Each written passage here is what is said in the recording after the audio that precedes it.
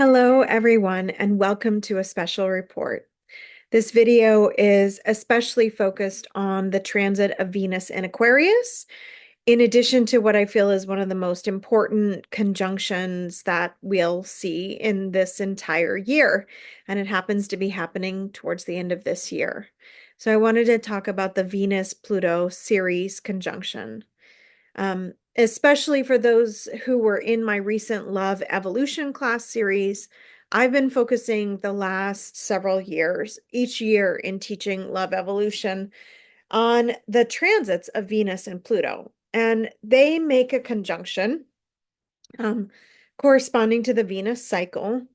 But the last several years, that conjunction has been in Capricorn.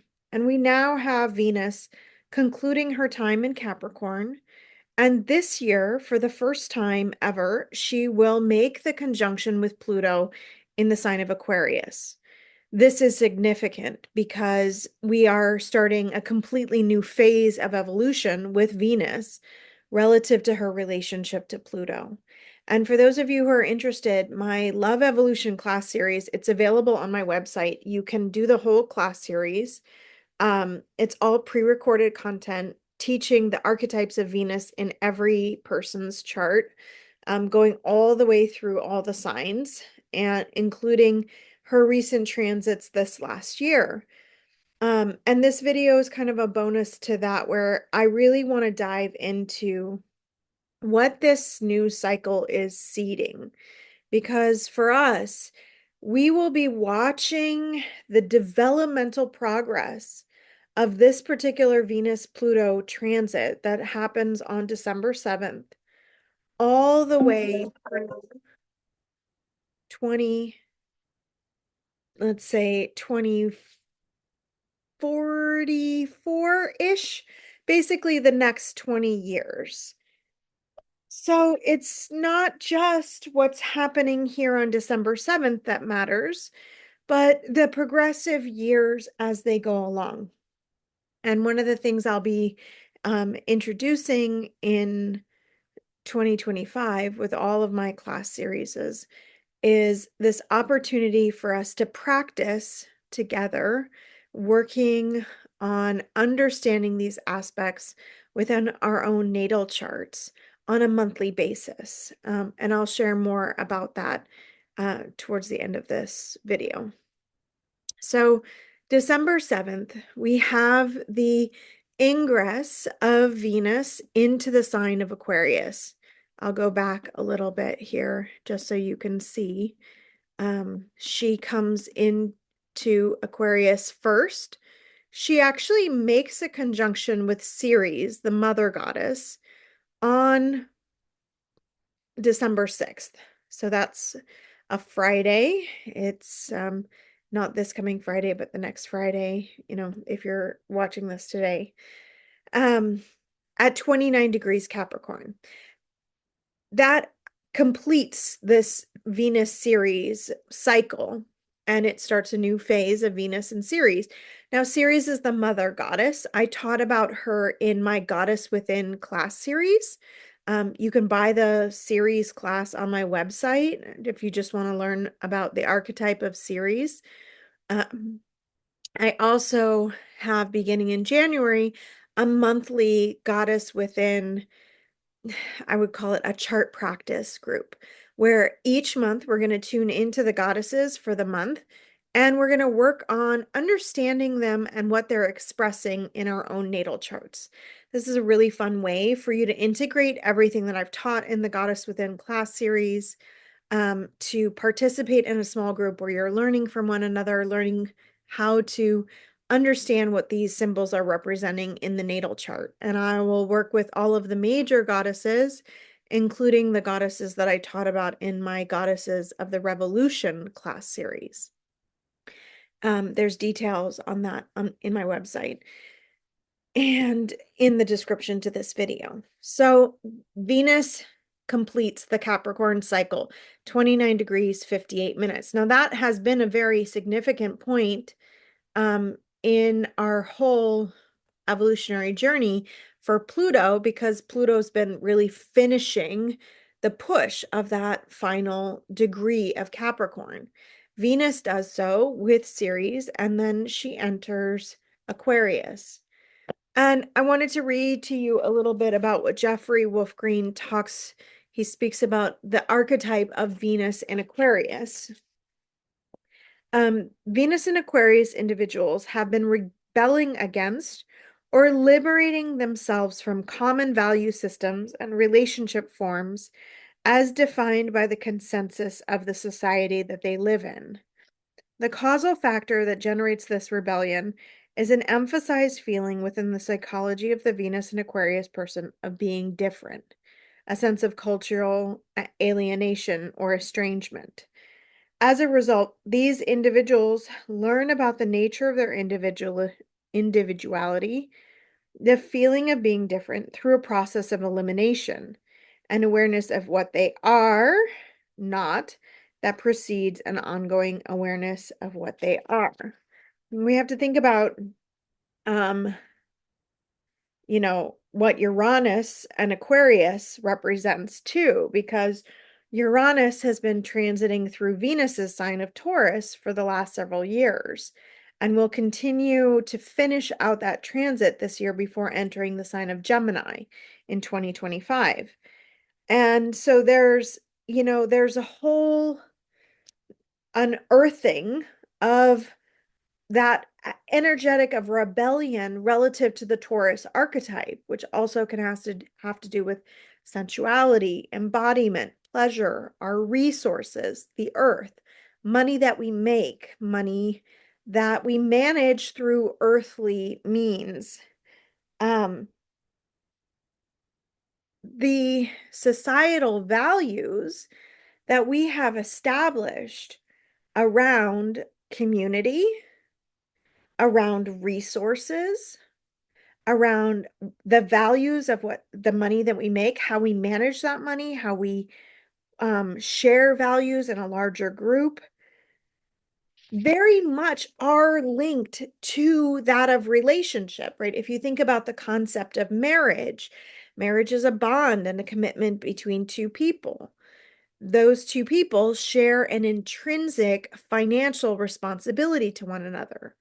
In ancient times, it was a contract. A woman was a possession and was sold from her father to another man for an exchange of value, a dowry, right? We may think that we've sort of outgrown those sort of conditioned value systems, but we're not very far off from that in the way that divorce also creates the same reversal financial devastation and predominantly affects the woman. Not to say that it can't and doesn't affect men in some cases, of course, in all cases, both parties are forced into this system of separation, and that system of separation can be financially devastating to both people. That's a great example of a societal value, right? Then we place priority and value amongst those who are married, because if you're not married, then there's really no guarantee of financial safety or security. There's a perception of either having to be alone, having to take care of oneself, being financially self-responsible, self-reliance, right? And those are Taurus values. So with this change in this dynamic between Venus and Pluto, of course, is going to represent collective shadow, collective dynamics in both in the natal chart and in transit. And if we want to think about Pluto and Aquarius, right? I'll read to you a little bit of the Jeffrey Wolf Green Pluto and Aquarius, because it's really about the evolutionary um the evolutionary impulse of this social rebellion. And so much of our consensus reality around relationship is in this way of changing, right? It's partly because we can't really function the way that we've set up life, right? The husband and wife, parents, children, the individualism that of capitalism, right? Which requires us to pay for childcare, pay for housing, have jobs and means in order to live a life within the consensus reality that is socially acceptable, has become increasingly more demanding, right? More stressful, more resources are needed in order for people to just meet basic needs, right? We can see the increase in the cost of housing, the increase in the cost of living, the increases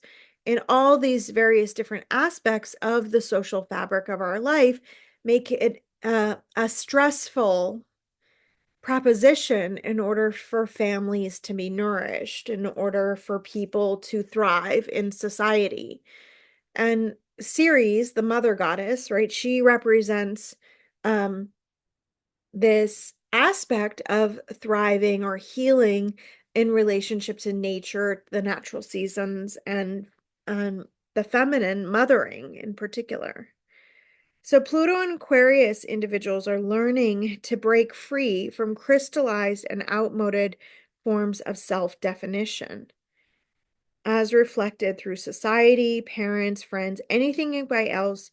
The individual has the evolutionary intention to shed skins of the past, right? On a Pluto level, we're shedding 250 years of colonized consensus reality, right?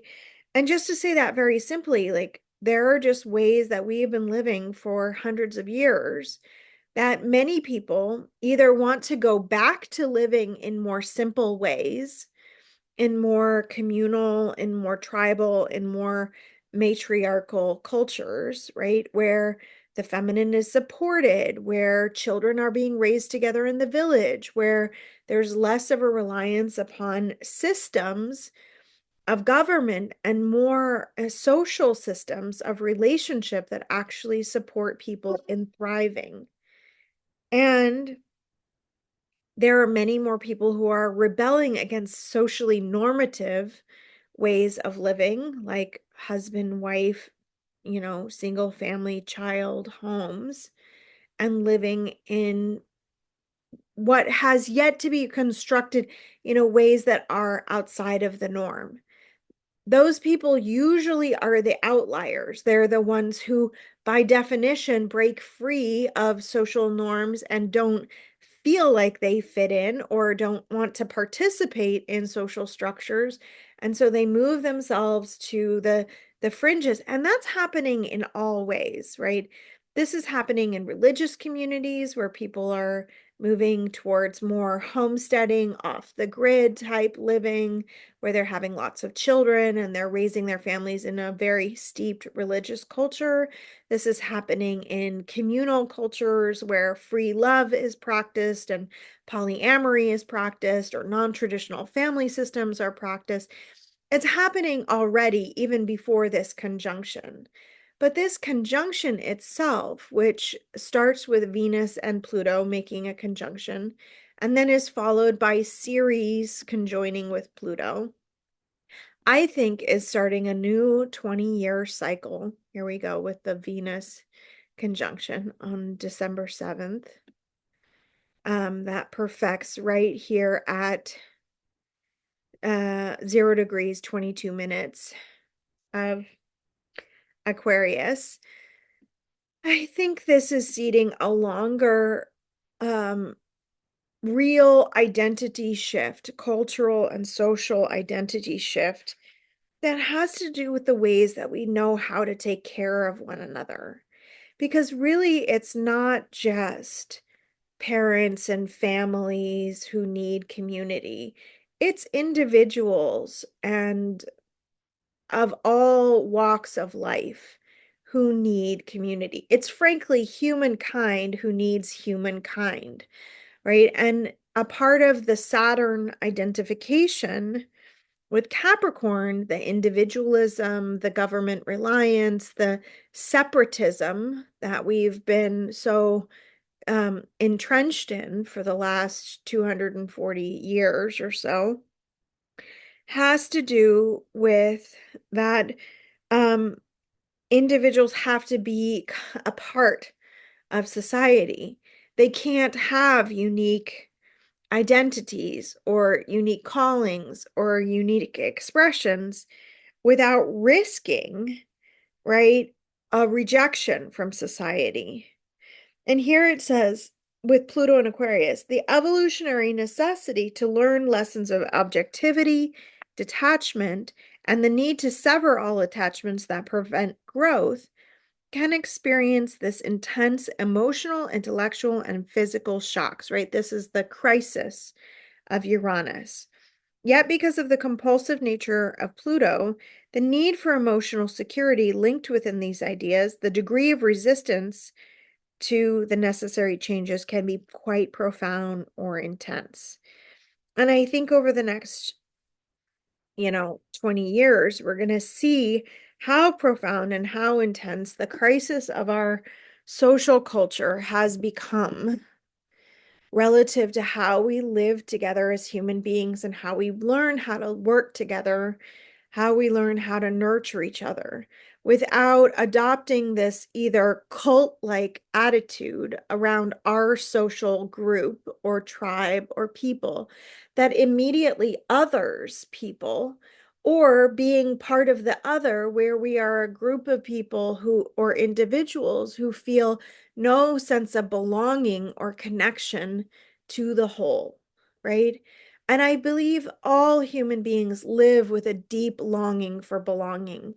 We have a deep longing for belonging, for love, for connection. We need that. It's a biological and physiological requirement to our survival. If we don't have touch, connection, support, nourishment, care, right? These very primal instincts of the baby and the young child, we don't survive. And we certainly don't thrive, not as a culture, not as a social group, not as a species. And one of the things that is required from that is a sense of commitment to one another. Aquarius is a fixed sign. And being a fixed sign, it actually does require us to lock down a position, right? But it's an air sign. It has to do with our consciousness and the way that we're thinking. And we have to develop long-term relationships with people in order to feel that sense of kinship, in order to feel that sense of belonging. Superficial relationships don't get us there. We need depth, vulnerability, and a commitment to transformation in order to develop relationships of change. And relationships of change are what allow us to grow spiritually, you know, philosophically. It allows us to grow into our authenticity. Relationships of transformation allow us to grow into our creative capacities, which are really the the lifeblood of our divine purpose in this world. We're given creative gifts and talents. Without having a community of people to share those gifts and talents with, they become meaningless, and we can have an apathy towards life and connection, or a deep sense of profound aloneness or not belonging in the world that we live in. What does that lead us to? Depression, anxiety, fear, separation. What does it also create? A culture in which people feel an existential crisis of suicide, of not belonging to any particular group and not knowing where they are safe to be themselves. And we have to become that group of people, whether it's in our families, in our relationships, in our churches, in our synagogues, in our spiritual lives, in our community lives, where we are able to be that space of total acceptance and belonging. And I can tell you from personal experience, this is a hard cultivation to master, because when we are triggered by the behaviors of others, the impulse to self-protect or to disidentify, to feel that sense of alienation or not belonging, can be very strong. and also the ability for us to free ourselves from judgment, right? From being judged by others, fear of judgment, fear of being outcast, but also from judging others, from othering others, right? When we recently went through this whole political season of voting here in the United States, and the strong idealization and judgment from both sides created huge rifts and potentially great unsafety for people to speak honestly about their beliefs. And it's like tiptoeing around, like, well, I don't want to say what I voted for or who I believe in or what I believe in, because there's a sense of knowing that it's unsafe to have differences of opinions or values or ideas that might otherwise get me into a position where I'm being ridiculed, where I'm being judged, where I'm being excluded, or where I'm having to fight for my belief systems in a way that's triggering, right? And so, how do we heal all of this, right?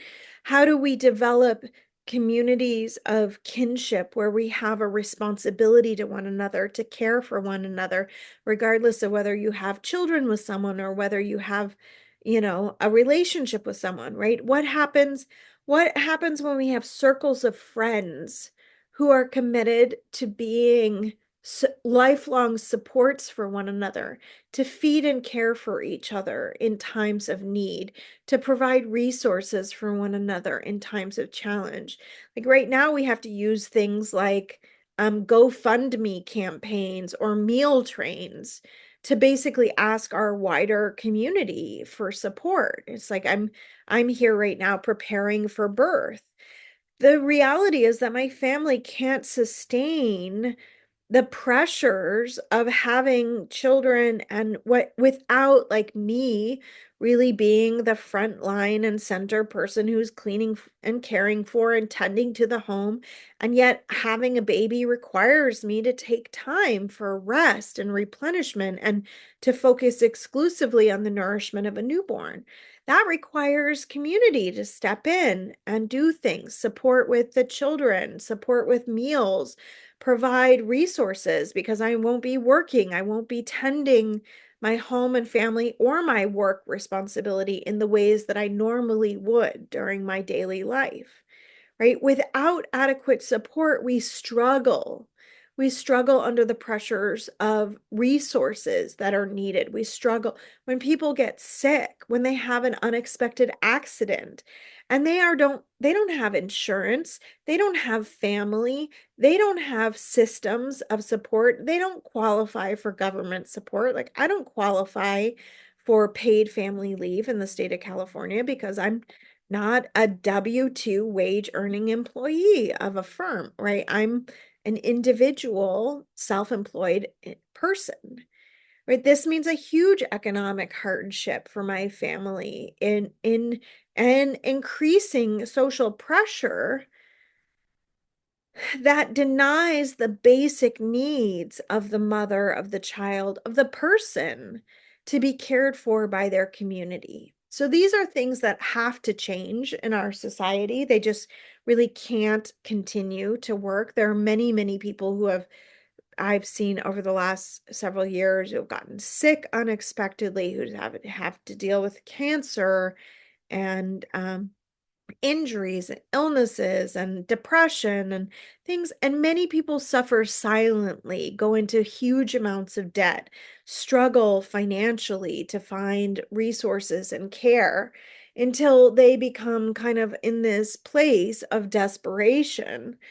And, these are the very core things that we are healing, because in order for people, especially us as individuals, unique beings, to bring forward our gifts, to bring forward our talents, our authentic desires and expressions in the world, we have to have that support.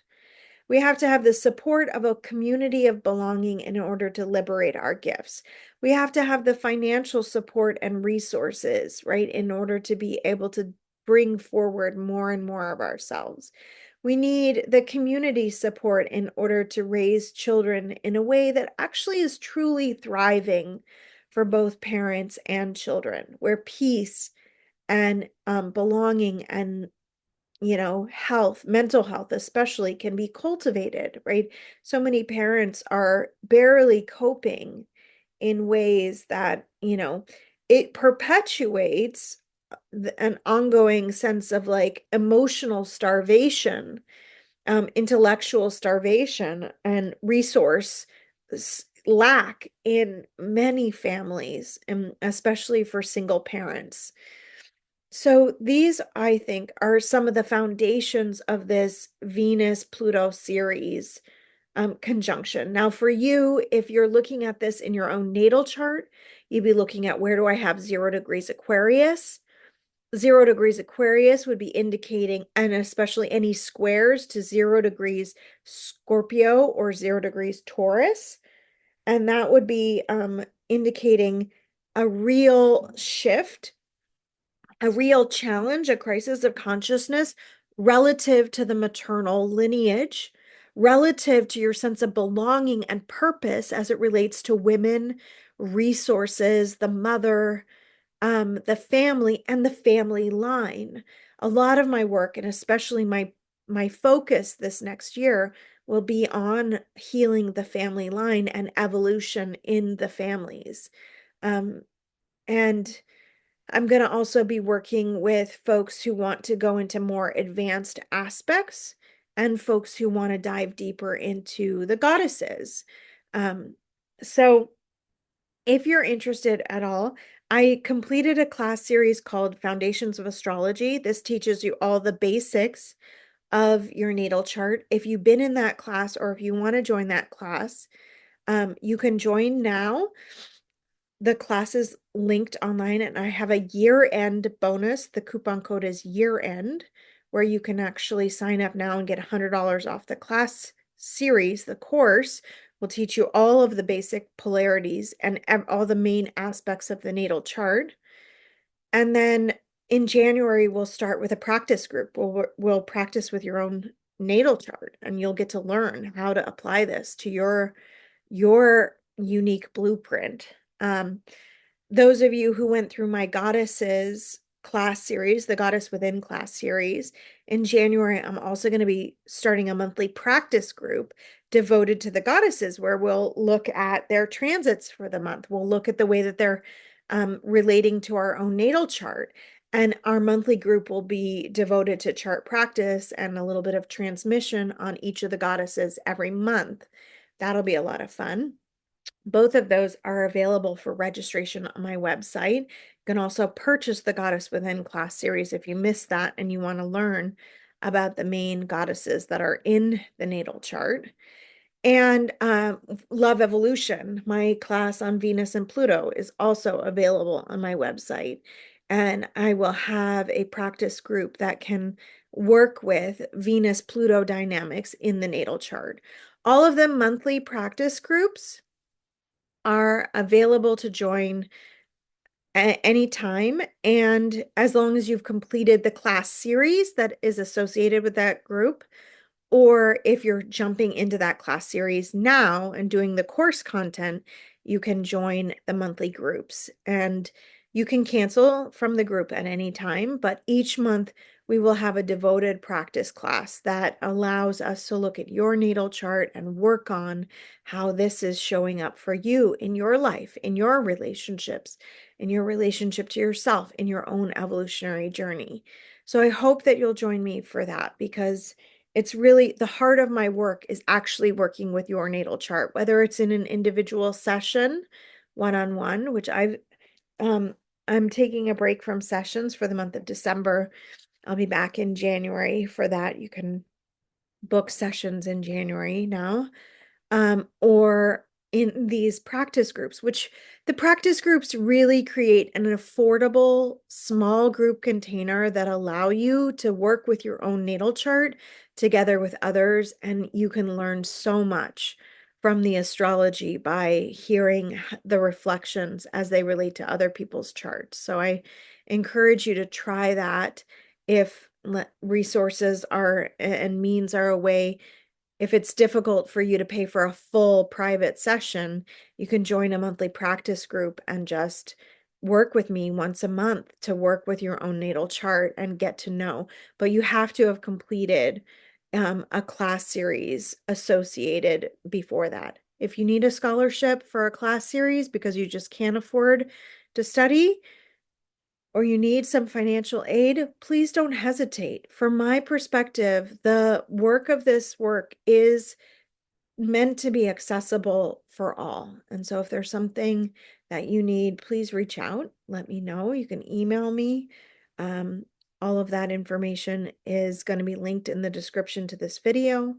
And, keep in mind the seed of a conjunction is the beginning of a cycle.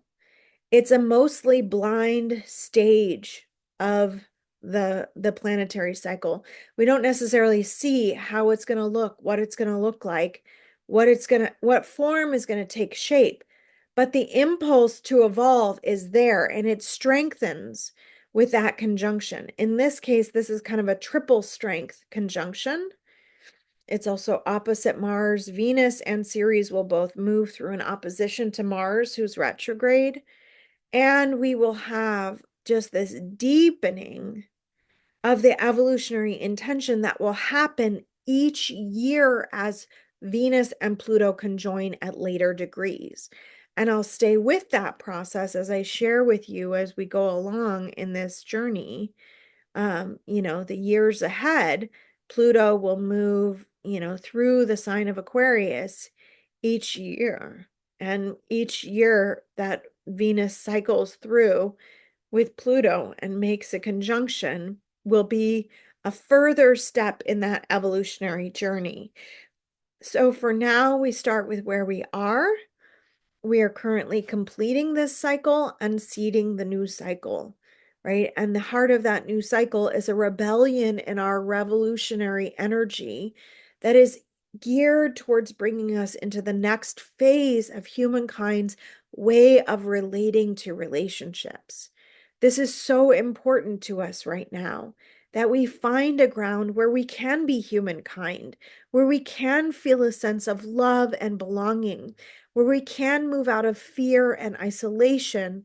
We can move out of separation, and we can become that aspect of our unique selves that allows us to be the love that we are in the world and to love others, to be able to be thinking in a new and different way about how we want to live in a way that collectively helps us to create a social field of thriving, right? That to me is one of the most important things that can emerge out of this age of Aquarius, is that as human beings realize how we can thrive together, how we can move from survival and structures and beliefs that have separated us, that have kept people confined in an oppressive culture, and that our rebellion serves to cultivate a more kind and loving and inclusive reality for all of us.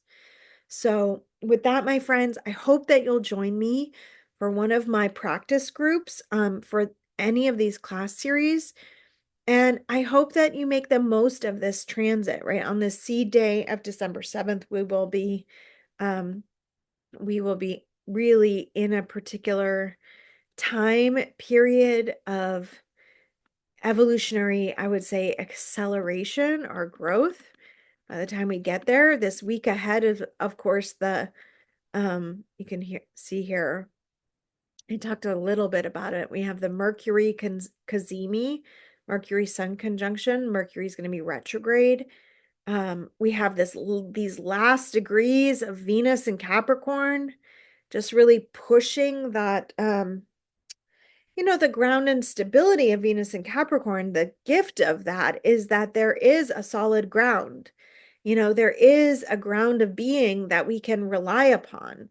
When that changes, of course, it can be destabilizing.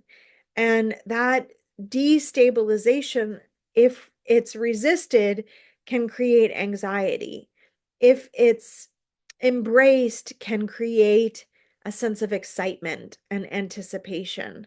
So we are moving through this time as we move to the December 7th conjunction. Um, and we'll be in a, first quarter phase with the moon. So there is some opening up of what we have seen not working in the past. And we really can't focus our identity or our identification on what the past has been or what it hasn't been. I notice for myself, a lot of my longing has come up in this time, but I can see how, as it relates to the unhealed parts of me from the past, there's a pressure that I feel internally to meet those parts, to release them, to forgive, to move beyond that so that something new can emerge in my life. Because what would we get from repeating the past? Nothing, right? We either get more of the same suffering from the past, or we get more of the regret of how the past has influenced us. But what do we get from cultivating the new and the different? We get something that we haven't experienced yet. And for most of us, that's a good thing. That means that something new is coming that is going to be giving us exactly what we have been longing for from a soul perspective for a long time, for many of us, for hundreds of years. This is the longing of our ancestors to be free, to be themselves, as well as for ourselves. It is a longing for that we have to belong, and to be healed and loved and forgiven in that belonging, in a field of unity. This baby has really come with a song. One of the things that I have received, that there's a Jewish song, it's based on Psalm 133. It's a Hine Mantov, which is, and the song goes, how great it is that brothers and sisters are joined together in unity. How great it is, how great and wonderful it is, right? So this is an expression of the goodness of our recognition of being one with one another, of being connected, of being joined together, while simultaneously the acknowledgement of our uniqueness, that we've all been created differently. And that serves a purpose. They are both true simultaneously. So may we relish in the joy of being together. I'm so glad that you're here with me.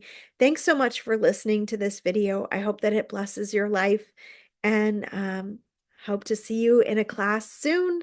Take care and bye for now.